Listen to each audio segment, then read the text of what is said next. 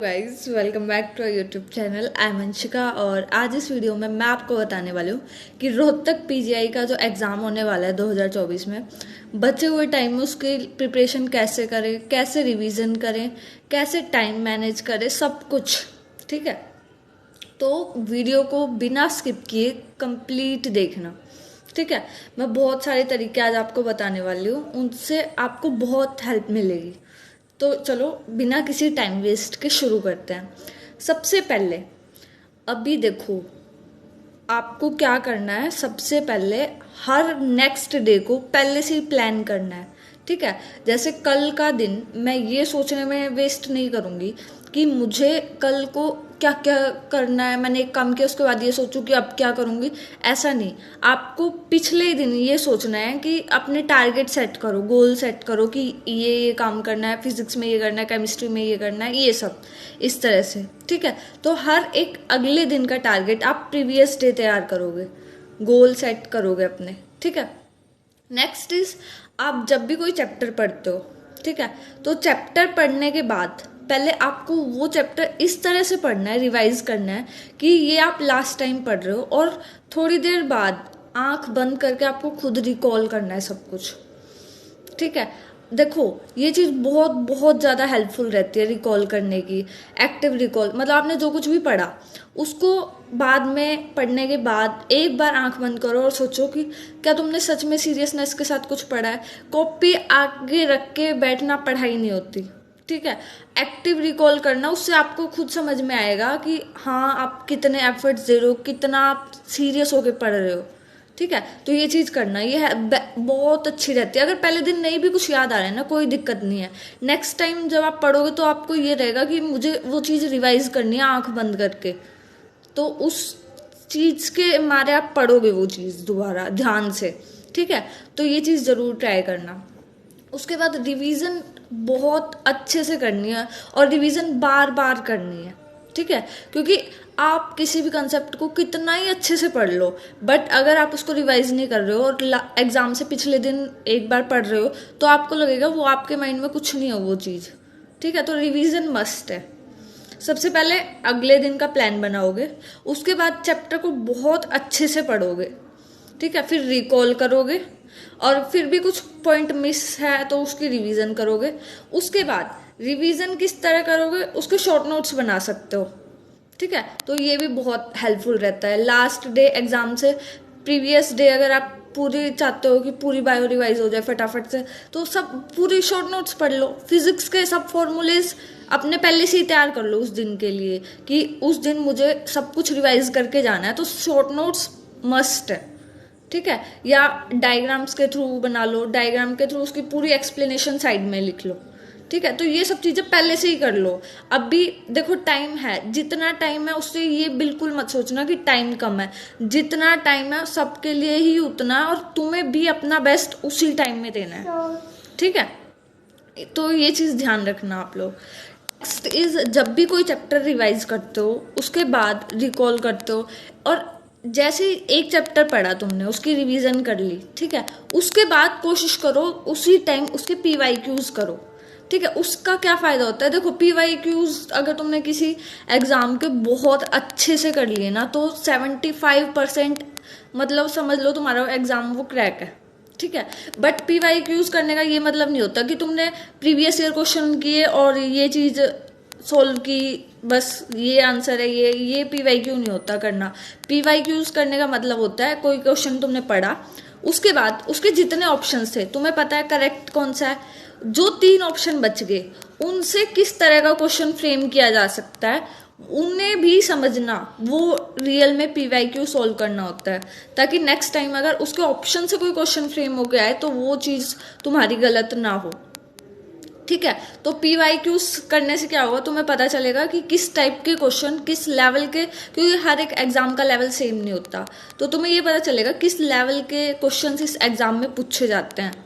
ठीक है, तो PYQs मस्ट है। PYQ जितने हो सके उतने ज़्यादा करो, और उतने ही चांसेस बढ़ेंगे तुम्हारे। जितने ज़्यादा तुम PYQ करोगे उतने ही ज़्यादा चांसेस है तुम्हारे किसी एग्जाम को क्रैक करने के। ठीक है, तो PYQs करोगे जितने ज़्यादा हो सके उतने ज़्यादा PYQ सॉल्व करने हैं। नेक्स्ट इज रिवीजन जो करोगे वो बिल्कुल फोकस्ड होके करनी है कि ये लास्ट टाइम तुम रिवाइज कर रहे हो, इसके बाद दोबारा मौका नहीं मिलेगा और टाइम भी कम बचा है।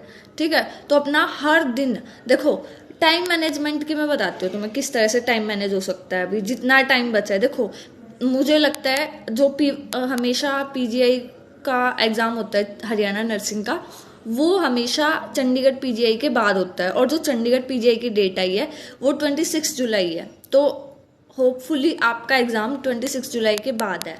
ठीक है, तो अप्रोक्स मान के चलो अभी आपके पास 1 महीना है, और इस 1 महीने में आप कैसे कर सकते हो। देखो एक दिन में 24 घंटे हैं, 24 घंटे में से आप 3 शिफ्ट में अपना टाइम डिवाइड कर लो। फिजिक्स, केमिस्ट्री, बायोलॉजी, सबसे सुबह उठ के फिजिक्स करो।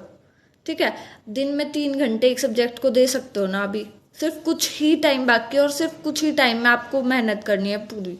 तो क्या करोगे, सुबह फिजिक्स को टाइम दिया 3 घंटे, उसमें क्या करोगे, कोई चैप्टर पढ़ा, रिवाइज किया, नोट्स पढ़े उसके जो भी थे। ऐसा नहीं है कि तुम 11th-12th में कुछ नहीं पढ़ के आए हो, सब पढ़ के आए हैं, और अब तक जितना टाइम जा चुका है उसमें किसी ने कुछ तो रिवाइज किया होगा ना। और नहीं भी किया है तो हर चैप्टर के 1 शॉट भी करके जाओगे ना, तो इजीली कर लोगे। इस टाइम को बिल्कुल भी ये सोच के मत वेस्ट करना कि एग्ज़ाम में क्या होगा, कब एग्ज़ाम होगा, इस सब फालतू चीज़ों का भी छोड़ दो।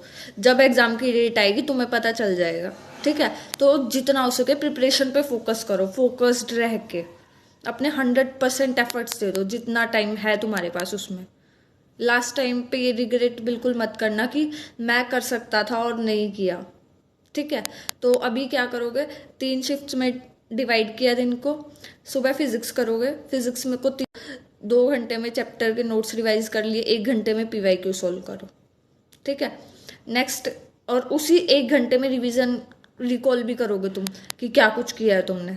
ठीक है, नेक्स्ट इज केमिस्ट्री और बायो। देखो केमिस्ट्री बायो में मैं एक तुम्हें ये भी कहना चाहूंगी कि बहुत से ऐसे करते हैं कि रिवीजन कर रहे हैं तो पहले चैप्टर रिवाइज किया उसके बाद पीवाईक्यू करते हैं, बट एक तुम इस तरह से भी कर सकते हो, जैसे तुम्हें सही लगे वैसे करना। मैं अपना बता रही हूँ, अच्छा रहता है ऐसे। पहले पीवाईक्यू सोल्व करो, उसके बाद तुम्हें ये पता चल जाएगा कि इस टाइप के क्वेश्चन पूछे जा रहे हैं इस टॉपिक से। उसके बाद तुम्हें पता चलेगा ये क्वेश्चन गलत, ये क्वेश्चन गलत। उसके बाद अगर तुम चैप्टर रिवाइज करोगे तो तुम्हें ये हिट होगा कि हाँ यहाँ से क्वेश्चन था, यहाँ से ये क्वेश्चन था। उसके बाद तुम उस चीज़ को बहुत फोकस्ड रह के पढ़ोगे। ठीक है, तो ये बिल्कुल ट्राई करना तुम लोग, इस तरह से कर सकते हो। और कुछ भी टॉपिक अगर तुम पढ़ रहे हो वो हार्ड लग रहा है तो उसके लिए निमोनिक्स बना लो। ठीक है, ट्रिक्स बना लो, ऑर्गेनिक केमिस्ट्री की ट्रिक्स देख लो। ठीक है, और जो तुम्हें जैसा सही लगे, अगर तुम सोचते हो कि जिस तरह से मैं कर रहा हूँ या कर रही हूँ वो सही है, तुम्हें जैसा लगे सही लगे तुम वो करो। बट अभी जितना टाइम बचा है ना उसमें 100% एफर्ट्स दे दो, ये लास्ट टाइम है। अब जितना तुम दे सकते हो ना दे दो। ठीक है, लास्ट टाइम पे बिल्कुल रिग्रेट मत करना कि ये करना था और मैं नहीं कर पाया इस चीज़ में। ठीक है, क्योंकि करना था, करना चाहता था और नहीं कर पाया, उससे ज़्यादा रिग्रेट हो फुल ये रहता है कि मैंने अपने एफर्ट्स नहीं दिए। फालतू की कुछ भी चीज़ें मत सोचना, अभी होगा नहीं होगा, जब जब होगा तब देखेंगे। ठीक है, अभी तुम अपने 100% एफर्ट्स दो बस। पीवाईक्यूज नहीं मिल रहे, अभी मैं पीवाईक्यूज सॉल्व करवा रही हूँ, वहाँ पे तुम डेली ज्वाइन करो। ठीक है, और तुम्हें किसी भी तरह की कोई भी हेल्प चाहिए तो तुम मुझे कमेंट में ज़रूर बताना। मैं अपने 100% एफर्ट्स दूंगी, तुम्हें जिस भी तरह की हेल्प चाहिए हो, कोई भी क्वेरी हो तुम कमेंट में पूछ सकते हो। ठीक है, तो लास्ट टाइम पे मैं यही कहना चाहूँगी, एक बार पहले बता देती हूँ सब कुछ क्या क्या तुम्हें फिर से। सबसे पहले क्या करोगे, अपना next day previous day schedule करोगे, पूरे टारगेट सेट करो। अगर तुम कहोगे कि अगर तुम कमेंट्स में बोल लोगे कि दी टारगेट्स भी बता दो कि हम नहीं डिसाइड कर पाते इस दिन क्या क्या करें कैसे करें, तो वो चीज़ भी मैं तुम्हें दे दूँगी। ठीक है, अगर तुम लोग कहोगे तो टारगेट्स भी मैं दे दूँगी कि इस दिन ये सब टॉपिक कर लो, ये सही रहेगा। ठीक है, बट एक बात याद रखना, करना तुम्हें खुद है।